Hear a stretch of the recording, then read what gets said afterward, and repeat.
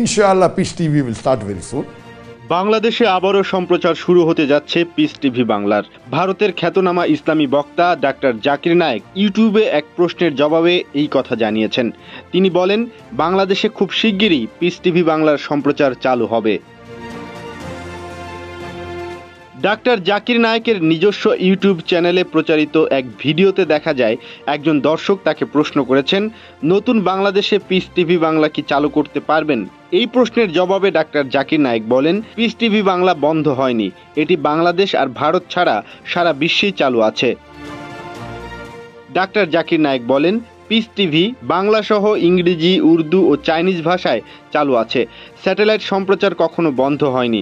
শুধু বাংলাদেশ ও ভারতে পিস টিভির ডাউন লিংকের অনুমতি তুলে নেওয়ায় কেবল অপারেটররা তা বন্ধ রেখেছে। কেউ না বুঝলেও আমরা আপনার প্রয়োজন বুঝি, আর তাই তো অত্যাধুনিক ফিচার সম্বলিত বিভিন্ন সাইজ আর কালারের 250-টিরও বেশি ডিজাইন অপশন নিয়ে ওয়ালটন স্মার্ট ফ্রিজ বোঝে আপনার প্রয়োজন। তিনি আরও জানান, স্যাটেলাইট মাধ্যমে চালু থাকলেও যেহেতু বাংলাদেশে কেবল নেটওয়ার্কে সম্প্রচার বন্ধ আছে, তাই সেটা চালুর প্রক্রিয়া চলমান রয়েছে। আবেদন করা হয়েছে, বাংলাদেশের অন্তর্বর্তী সরকার অনুমতি দিলে কয়েকদিন বা কয়েক সপ্তাহের মধ্যে এটি চালু হবে। সর্বোচ্চ কয়েক মাস লাগতে পারে বলেও জানান এই বক্তা।